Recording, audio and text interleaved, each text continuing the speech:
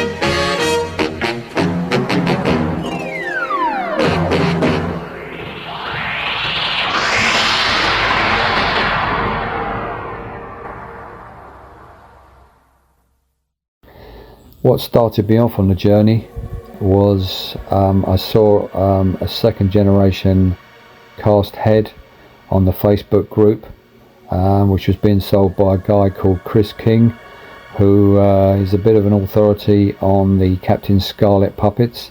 So I thought it had to be good, so I decided to purchase it and have a go. There was no body, so I contacted another guy which I know, Duncan Willis of Super Prop Replication. He supplies lots of puppets from the Gerry Anderson TV shows, so he supplied me the kit of Captain Scarlet, excluding the head. Other parts I had to source were the eyes, the hair, the zips for the tunic and boots, also the leather for the tunic and hat, and also the undersuit fabric, which is like a grey charcoaly blue colour.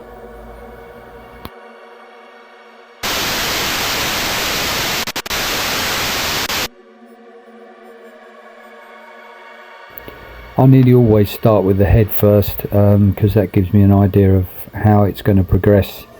The head cast itself is very good, only needed a small amount of preparation, a little bit of filling here and there. The back of the head needed cutting off, the eyes needed opening up, and the sockets at the back to accept the eyeballs. Once this has all been done, it just needs prepping for paint. Once the head was prepped, the eyes were finished off nice and clean, and at the back they were drilled out to accept the eyeball. Then the filler primer was sprayed on, wet and dried, and then ready for the top coat, which was a Tamiya flesh with a little bit of brown and a little bit of red to give it the sort of darker appearance of the original puppet.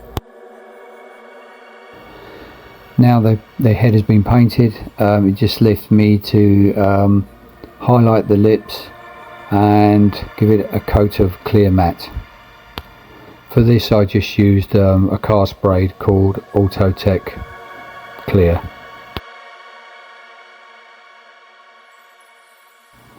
Now I'm happy with the head, I move on to the hands and did the same procedure with those.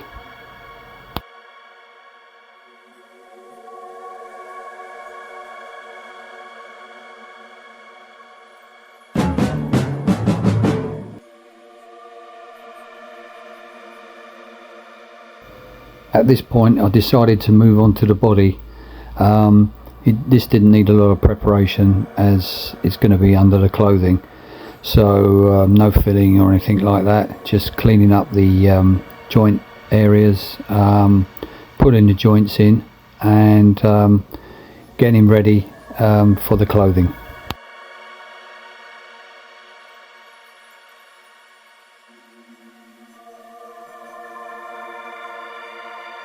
Now we go back to the head to finish off the detail.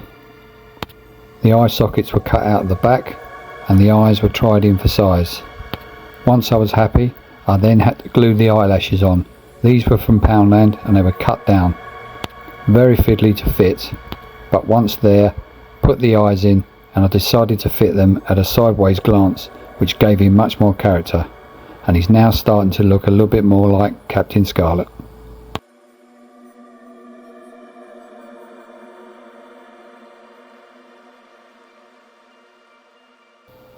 Having done a few puppets in the past, I've never really been very good with making the hair. It's always been a little bit tricky, and on this instance I contacted Chris and asked him how he went about it, which was pretty similar to the way I would normally do it, only he suggested to cut the hair in smaller clumps and stagger them on the head. So I thought I'd give it a go, and he gave me a few images to show the process. This seemed to work quite well, although as you can see from the images shown here that the hair was a little bit on the long side to start.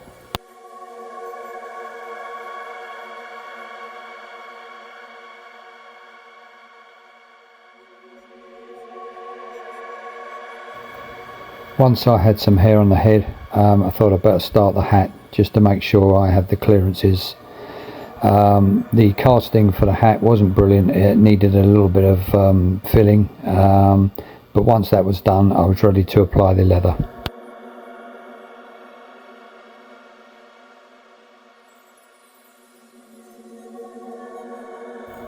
I applied contact adhesive over the hat and then stretched the leather over the top. Once set, it was trimmed.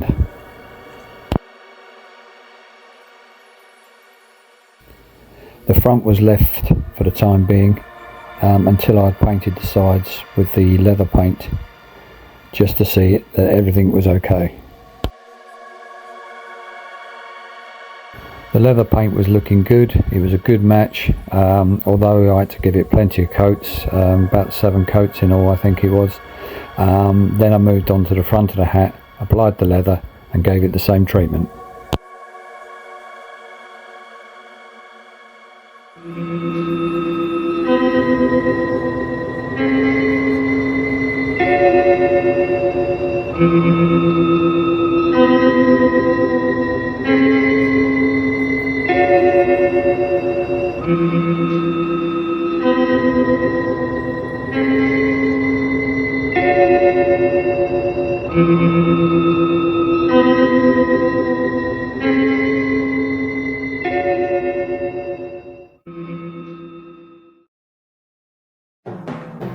I now carried on with the hair, building it up towards the crown and the parting, and it's starting to look really good now. Once I got to the parting, which was quite fiddly, trying to get the glue tight to the head without really seeing the glue, if that makes sense. but I got there in the end, and with a little bit of trimming the hair was looking quite good. Then I just had to put the 5 o'clock shadow around his jaw, which I used graphite pencil for this, a 4B pencil. Just rubbed it on my finger and then rubbed it around his chin, and really gave him a sort of the proper Captain Scarlet look. I tried the cap on for size, fits nicely. Yet to do the peak and the microphone, but I'm happy with this, so I can now move on to the clothing.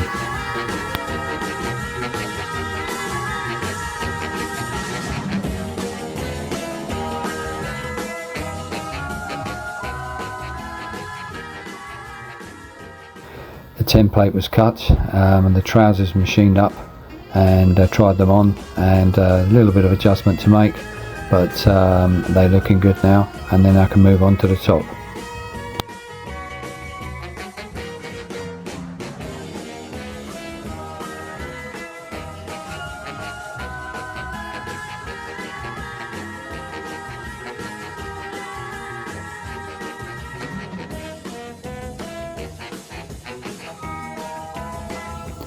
Now the undersuit is complete, I can move on to the red tunic. For this I've used red glove leather, which is very thin, less than 1 millimeter thick. I then cut out the leather using a template, and then where the shoulders are, they have to be reinforced with a piece of cardboard, and then that's covered with another piece of leather. That's on the underside of the tunic. As you can see from the face side of the tunic that the cardboard underneath can be seen. This is quite normal and is shown on the original puppet as seen in this photograph. Now I move on to the black strip, which features in the front of the tunic where the zip goes. This is finished around about 10 millimeters wide, but is cut 20 millimeters as it folds back round on the inside of the tunic. Next come the roll collar. This was achieved by cutting a long strip of leather and folded over several times to give it the roll, leaving a flap at the bottom edge. This flap was used to glue it on the inside edge of the tunic. At this stage I decided to give it a quick try on the torso to see what it would look like. Now come the pocket zip. I did have 2 different colour grey zips, both of them were lightning zips, and I just chose one in the end, and then fixed it to the back of the tunic. The little tab which you pull the zip with, that comes off anyway and is replaced with a ring. The black strip at the front was trimmed off level with the bottom edge of the tunic. Then the belt loops were made using a 10mm strip of leather, and they were glued to the face and then pulled round and glued onto the inside of the tunic, leaving enough space for the belt to go through. Then came the leather belt. A long strip of leather was cut, folded over and glued, making it around about 10mm in width. The belt buckle came with the kit. It was a casting and required a little bit of refinishing. Once I'd cleaned it up enough, I gave it a coat of gold paint.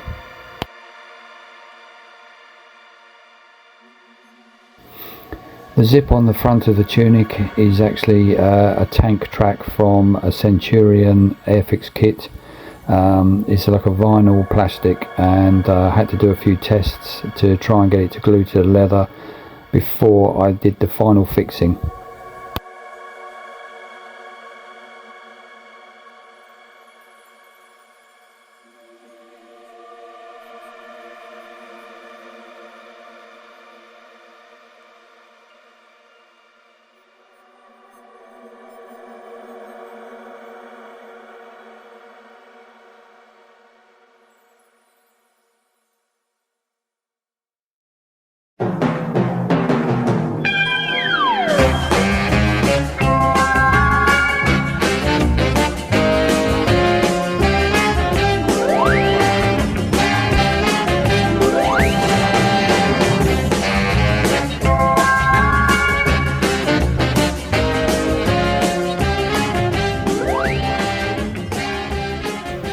I decided that his right hand needed to be changed into a clenched, well, a holding position for his gun, and I had to get a new hand, a forearm and hand, and cut the fingers and turn it into a holding position.